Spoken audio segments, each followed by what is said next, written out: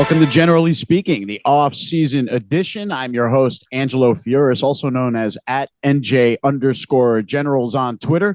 I'm part of the USFL Today. Make sure you follow the USFL Today main account on Twitter @USFL Today.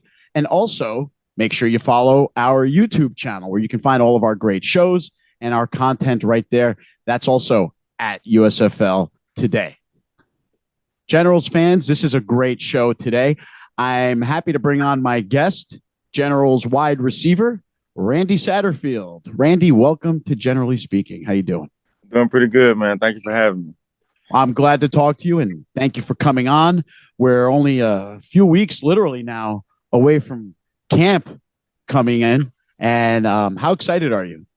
Probably more than excited, man. This long, it didn't seem like a very long, gruesome, wait, but, it sure felt like it. So just trying to get back to, can't wait to get back in the groove and meet some of the new guys and, take that championship run again. Yeah, you mentioned how it seemed like the off season was long, but now we've blinked and it's already mid-February. And things are starting to fall into place as far as plans and arrangements for Canton. I think at first everybody thought we was going to be in Detroit, and then they said Canton, and I was just like, well, that's kind of familiar ground. I think the biggest thing is, I don't think any of us really care where we're going. We just want to play ball. So right, they could have had us in Alaska. It would have been fine, Yeah, I kind of agree with you in that sense where if they're not having you guys play in New Jersey, really would it matter where you guys were playing? Oh yeah, me personally, I'm probably liking Canton more than I like Detroit. But I think all in all, everybody would have loved us to be in Jersey, or at least close to Jersey. Like Philly would have been a good option, like you said. Yeah, I agree, and I imagine the league tried their best to make something like that happen. But hey, listen, you're in Canton for 2023, and I think that's pretty exciting as well. Yeah, it's gonna be a fun time. I think everybody's gonna enjoy themselves, and the league's got a lot of new faces and a lot of new people to meet and a lot of new competition to go up against. So, yeah, there is a lot of competition within the team as well as the other teams in the league, and you're probably going to be playing with at least one new quarterback this year. You still have DeAndre Johnson coming back, but there is DeQuan Neal and Kyle Lauletta, so there's going to be a little bit of an adjustment with Luis Perez gone now, right? More than likely. I don't know what direction we're going in with our quarterback system. Whether we're going to still do that 2 quarterback system, or are we going back to traditional style of just having one guy? Because if I'm not mistaken, haven't they added a week to our training camp? Yeah, training camp starts on the 18th or so of March, and the season starts on the 15th. So it's a longer camp than last year. Oh yeah, so now we're getting to the nitty gritty. So it's gonna be fun. Like DeAndre, Kyle, they're familiar. Neil, I'm excited to see him. I watched his tape. He looks, me too. He looks electrifying. So get him on a bigger field and see what he can work with and see how he does. But I'm just excited for all 3 of the guys just to watch them compete. Like that's gonna be cool. Yeah, and like you, I'm curious if Coach Riley and Coach Smith have decided on a quarterback, 2-headed quarterback approach, or if they are going to settle on one guy to try to have a consistency in the offense from week to week. And I guess maybe the quarterback competition will determine that route. Oh yeah, for sure. I can't say that there is going to be competition because these guys they're hungry. I talked to Dre and Kyle, and those you could just hear it in their voices. They're ready. I haven't had a chance to speak with Neil yet, but I'm sure he's got the same mindset. Just ready. Let's talk about some of the things you've been doing in the off season to stay ready, Randy. You working out with anybody, or you doing stuff solo? And where are you right now? Where are you living? Well, I've been in Bama this whole time. We talk about my Jersey roots, but I'm still somewhat a country boy. So I'm All down right. here in Bama. Just really just training by myself, solo dolo. Not really a group guy as far as work like that. I'm kind of a loner in that department of my training and whatnot. I like to battle myself in my mind, because I'm probably my biggest critic, and I'm probably, if anybody was gonna get in my way of this, this dream and opportunity that I do, it'll be me before it's well of anybody else. I'm very critical of myself before I allow anybody else to do that. So those self battles and those hard days between myself that's what I look forward to, because it's a mental game. So I look forward to those mental battles. Do you focus on a combination of speed and strength training every day, or do you split them up, or do you focus on one more than the other? Uh, I probably focus more on speed, because that's kind of more of my best attribute. Physicality. I mean, that's gonna be there. I mean, I got the frame for it, and I've always done well with it. Now, me being at 215, 229, that's not gonna happen. I don't. That's big. I don't That'd think be big for you, right? yeah, I don't think I carried that weight well. Last time I carried anything close to that was like sophomore year of college, and I felt like sluggish.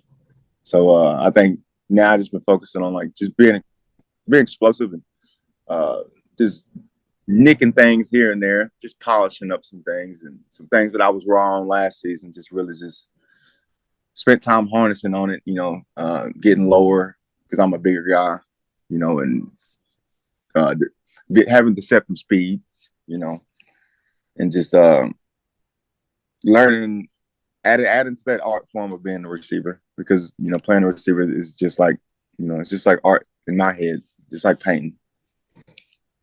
It's funny you said that, because when you just discussed being your own worst critic, I was about to say every artist is their own worst critic, and there you are making the exact same analogy, and I love that. Yes, Um, sir. That comes from the my art major in college. So yeah, let's talk about that. What was your art major like in college? uh it was great, man. I mean, it was just pretty much just art and design. I went to a liberal arts school. Lyon College was a liberal arts school. So you got theater and all that stuff, which I didn't participate in theater, nothing like that. I'm not that type of guy. No. But, as far as glass making and neon lighting and canvas and watercolors and stuff like that, like that's, I enjoy that type of stuff. And sitting in class and having to use the art words and learning the art language and sounding sophisticated, even though you can say something regular, but the professor won't let you get by with it. Right. Just letting your work speak for itself and putting a story behind your work. I learning things like you could put a dot in the middle of a white canvas, and as long as it has a story, it sounds good. Yeah. So And someone will be like, wow, the vision. I can't believe this piece of work. which is crazy to me. It is, right? I could totally relate, Randy. I was also a art major in school originally. Got an associate's in graphic design, but I took a lot of those classes that you described, the painting and the drawing and the visualization courses, and those really do help expand your mind, don't you think? Oh, very much so. It is and sorry for that training back there. Like I said, I'm in the country. Don't worry Um about it. I have noise in my background. I hope you don't hear either. So, um but yeah, it's learning those art terms and whatnot, it's far more knowledgeable than you think, or than most people would think if they hadn't gone through it. right. And then it really just opens up that new group of people. It's just there's a whole new world in that art department, man. It'll take you some places you just, man, I didn't even know this existed, or That these is type of people existed. that is Randy. That is so true, because, and typically the art people are a completely separate bunch from the athletics people. There's very little crossover. There's some, like you, for example, and it is a completely new kind of mindset from one to the other, isn't it? Even though there's a lot of similarities. Oh yeah, oh yeah. I mean, you hit it right on the head with that one, because a lot of my classmates had no idea that I played football. And I mean, I didn't walk around like I played football either. I didn't wear a Right. lot of, athletic stuff. I just, rode around on my longboard and did my thing. And it was like, oh, so you're number one? And I was like, yeah. I was like, you don't act like number one. And I was like, well, I don't know what else to tell you. I'm just trying to I'm just trying to sit over here and chill and make my art and see what y'all are on, really. So What was your out of all of the different in 4 years of being an art student, what was your favorite discipline or medium rather out of all of the arts you dabbled in and tried and learned? I think learning to bend glass, man.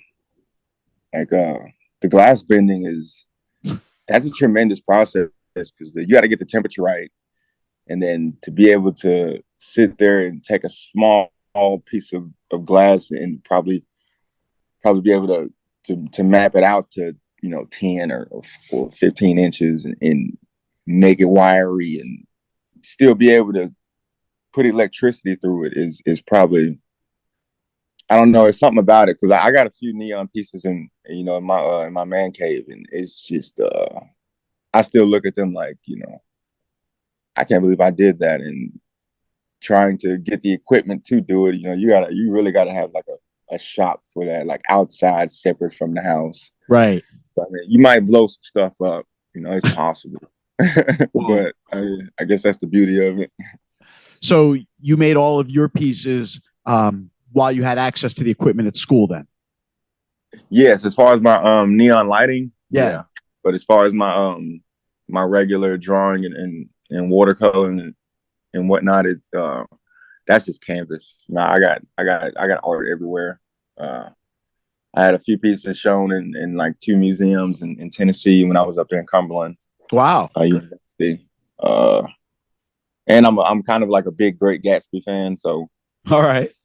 I dibble and dabble as far as just classical things and things that I guess hold certain standards and morals. It's just I don't know. I guess that upper echelon of the art department. Yeah. I guess I'm probably more sophisticated than your normal as far as just art goes. Because I mean, it's a beautiful thing, especially if you got the creativity for it, like your mind. If you can see these things and you can see what you're wanting to put on the canvas before you even put your brush on it.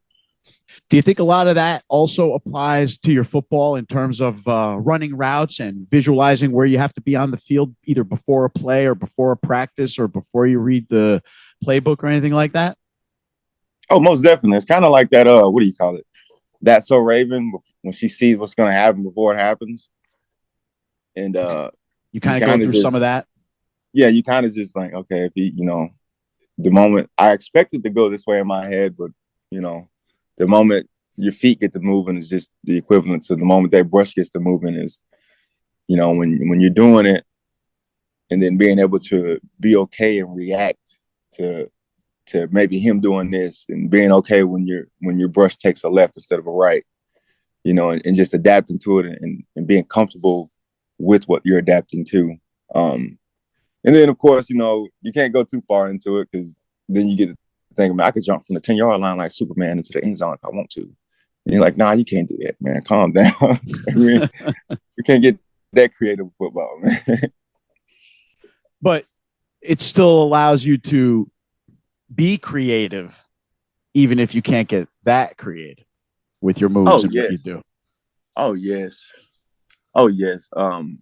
That I mean, I ain't told very many people this, but that goes to like my whole little football comic that I'm trying to make of myself. I mean, it's just that whole aspect of that creativity part is it's kind of detrimental to my game, but like I enjoy that part, especially even in the classroom, learning and studying, going over plays with Coach Riley when he's breaking it down.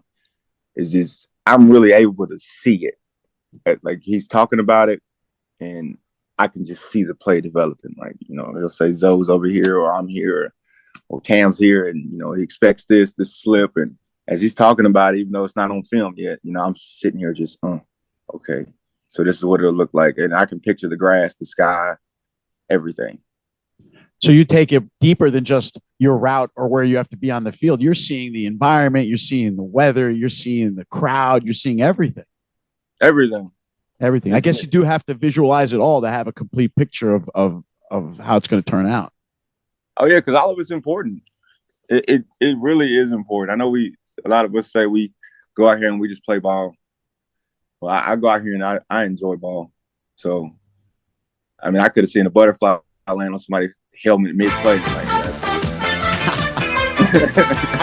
I totally relate with that. I understand exactly where you're coming from with that. Now let's talk about being able to see. Okay. What are you seeing for yourself personally, aside from the team goals for 2023? Last year started off fantastic. You caught the first pass, 43-yard bomb on the right side from Luis. A few plays later, you caught the league's first touchdown in its history. The rest of the year was kind of uneven for you. So how do you see your return in 2023 shaping up? And what are your goals for that? Individually, I think it's more so of proving to myself. And the naysayers or the outside, it really isn't much of a. It doesn't hold any weight on how I approach this game or how I'm approaching it. This coming up season and this coming up training camp. And of course, I'm gonna take that next step. To getting that call and that pull up to the NFL because like I said, I've never been and Turk getting there was definitely an inspiration because he'd never been. And it wasn't very many of our guys on the team that just hadn't been to the league. And me and Turk, we kind of fell in that category. We were kind of new to everything. So me personally, like I'm going to get there. And then, you have your personal accolades. Like I won. Is 1,000 yards to me realistic? I don't know. Everybody needs to peel. So I can't really say that, but right. Just I guess being 2 times more productive than I was last season on every spectrum, offensively and even on special teams because I had to learn to love special teams, and I expect to do special teams when I take that next step. So taking that more seriously. Gotcha. Just the whole spectrum, getting my body prepared for this leap that I'm about to take, and I feel like I'm about to take. It's kind of like, back to the art terms, seeing it before it happens. Like I feel it, and I kind of get the feeling that everybody else feels it too. Like they just know, and I expect it from myself. So I'm just waiting to go out there and just show myself, like, hey man, you were right. A lot of people in the organization believe in you, from Billy to Coach Smith. They've all said these kinds of things. And so my question to you now is, has the coaching staff, have the organization mentioned to you, say, prior to the offseason, Randy, here's a couple things for you to work on before camp, or is it kind of on you to figure out what you need to improve? I think first the number one thing was they just wanted me to get that first year of learning to be a professional, because I think that's honestly my first season on a professional level. Although I was in the CFL, like that was just on a training camp department, so I didn't really get a feel for the game, as far as Canada went. But last season was definitely my first, like, learning how to be a pro and learn how to practice like a pro. And me and Billy talked about it. Some days I would be out there and you could just tell that I was just kind of in la la land and could be at times, and really just harnessing that in and being attentive at all times. Because like I said, you're going through a season like that and it's vigorous. So you got times where you're just like, dude, I know I ran that play right. And then you're like, oh, I probably took one less step than I should have. And then you know it. And then you go through film and you're like, God, I knew I should have took one more step. And just going through that really is and I think they wanted me to probably sink my hips more in some things that I do. And just really making everything night and day. Because like even Billy and Coach Smith said, it was like most days you look like, one of the best people on the field. And then you have your day where it's just like, all right, Randy's got to get through the day. So it's just eliminating that. And it definitely helped going through that process in that season because it was vigorous and it was long. When you don't know what to expect from a professional season, from a professional environment, it is almost like an apprenticeship, and you're learning everything on the fly in addition to the playbook. Like you said, how to act, how to be, how to work, all those things away from the game activity, right? Oh, yeah, very much so. I mean, it's pretty much, that was my, rookies, season as just being a professional in anything. And I'm sure once I get to the NFL, I'm definitely going to lean on Turk. Like, hey, man, how did you feel here? I'm definitely going to lean up on Shep. I'm like, hey, man, how did you feel here? When you felt like this, like, how'd you counter it? And I'm sure there's times Turk was just like, he was probably just like, man, what is going on right now? So it'll probably happen again, but I'll be better prepared, just like I'm going to be better prepared coming into this season. So it was definitely a learning experience, and I don't short myself or knock myself for it. I think I handled it pretty well, even with some adversity that I had seen and whatnot, from going from the first game to being limited on certain things and having to figure out why I was limited and where I lacked, and and keeping a strong mentality through that and being confident, because in situations like that, it's easy to be down on yourself and pick at yourself. And I mean, it'll mess up your overall game instead of you just going back to the basics of why you play this game. And if you love it enough, you'll make adjustments.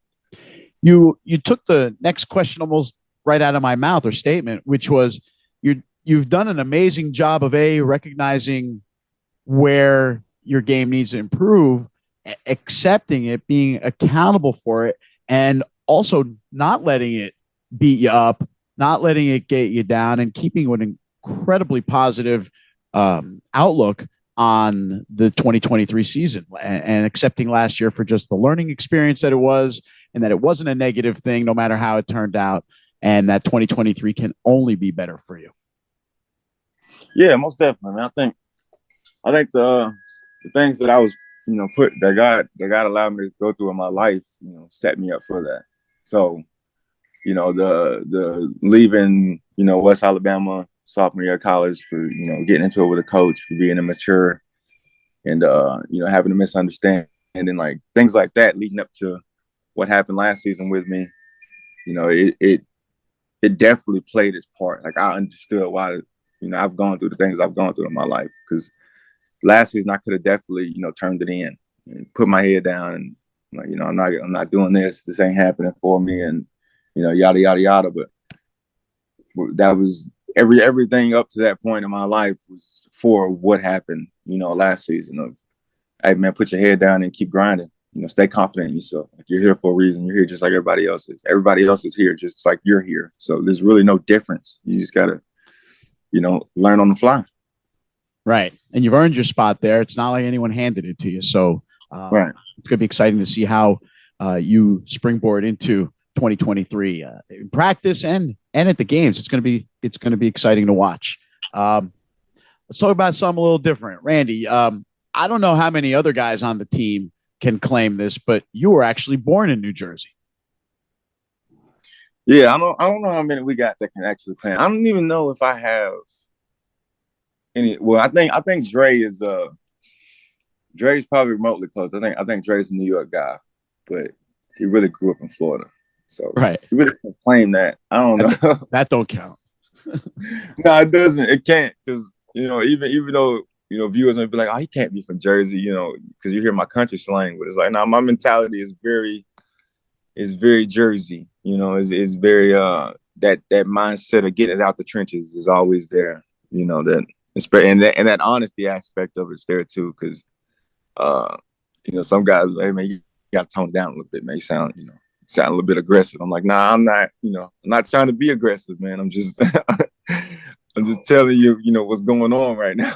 we don't beat around the bush in New Jersey. No, you That's can't, for sure. man. You need a short answer. I need short answers. I can't be out here, bum fuzzled about you telling the truth. I don't want to Yeah, think about that. getting to the point shouldn't be an insult to people. No, it's not. It can't be. It just can't be. Do you get back to New Jersey very often? Have you been back recently? Uh, it's probably been a few years. I think we went up there for my aunt's funeral. Um, Sorry. so it's probably, yeah, Lord rest her soul, good woman. But but yeah, it's probably been a few years, and I'm gonna make my rounds back because I got my childhood friends and and everyone up there. Most of my, I think probably 98% of my family's up there. So you make You're the like trip. you're like legit Jersey guy. You're not like one of these dudes that was like kind of born in the state and then like transplanted and grew up somewhere else his entire childhood. You got a good chunk of your roots in New Jersey, and all your people are here. Yeah, very much so, man. I think all I have here is like my mom, dad, my two sisters, my grandma, my granddad, and then my two cousins, and that's it. Everybody else is Everybody New else, Jersey. everybody else is back upstate. So those family reunions they are definitely worth the while. I'm coming to the next one with you. You invited, man. You invited to the cookout, man. Oh You man, invited. that's gotta be great. I can't even imagine how delicious all that is. Oh man, you think we was an Italian family, man? Then you got to come hang out with my Italian family over here. Hey, let's make it happen, man, for That sure. that would be awesome, dude. That would be a lot of fun. Actually, we'll have to come up with some idea once you guys get to Jersey, or once you get here. Anyway, we'll try to work something out. Oh yeah, I'm looking forward to that for sure. Yeah, I Uh, mean that for real. I'm Me looking too. forward to That that. that would legit be a lot of fun, man. I appreciate that idea. Actually, um, Randy, let me ask you this: out of last year, right? We talked about last year for a second. You caught that first touchdown, and it was great. Um, an incredible moment. Your glove, the ball, Luis's helmet. I think all that was on display at the Hall of Fame. Uh, what what's that feel like to know that you contributed to a moment that was enshrined for all football fans to see when they went through those hallowed halls in Canton? Oh, it's great. It's like I said, that's probably something nobody could ever take from me because I mean it's a moment in history. It's marked, So I think the next step is probably adding more history to that. So I'm gonna do my skimming and see what I can do to get my name in there once more. Gotta make a few adjustments, see what's going on. But as far as just that whole aspect in itself, it's man, like I mean, it's just I don't when I leave this planet, like as long as that place is still around, like somebody's gonna go and be like, I remember that. Yeah. I remember that. Like, and then that involves the lead up and the research of me. So what I'm doing now is making sure that research is everlasting and adding more to that resume. Right. So that it does not end at season one of the USFL. That was only just the beginning for Randy Satterfield. Yes, indeed. That is the number one goal. Randy, this was a fantastic chat. We have spoken before, and we talked about a lot of things today that we didn't cover last time around. So I'm glad that the conversation was a little bit different and that the listeners got to really hear a different side of you. So thank you for that. Oh yes, sir. Most definitely. Everything ain't everything. I know we play football and we talk football, but everything ain't football related, man. It's I think it's a beautiful life we live. You gotta learn to enjoy that, and then everything that you love, you gotta learn to incorporate that into other things you love. So I don't think I could have ended the show on a better put statement than that, Randy. Don't quote me on it because I don't know how I just came up with that. That's all right. It's on tape now, so you are forever enshrined with that statement as well. That's your quote for the season now. We got to put that on your bio. Ladies and gentlemen, thank you, Randy. Ladies and gentlemen, Mr. Randy Satterfield of the New Jersey Generals, wide receiver, poised to have a big 2023 season, and there's no reason to doubt that. That wraps up this week's edition of Generally Speaking. I hope you enjoyed this very candid and very interesting conversation with Randy Satterfield. Make sure you subscribe to our YouTube channel at USFL Today. Make sure you follow me on Twitter at NJ_Generals, and also follow our USFL Today account on Twitter at USFL Today. Between all those three sources and a few more we got that we're adding on, I think you're going to be able to keep up with the USFL as well as you need to. And I'm looking forward to providing more information as the season goes on. Make sure you tune in next week. We will have another great show with another great New Jersey General. But for this week, that is it. Thanks for listening to Generally Speaking.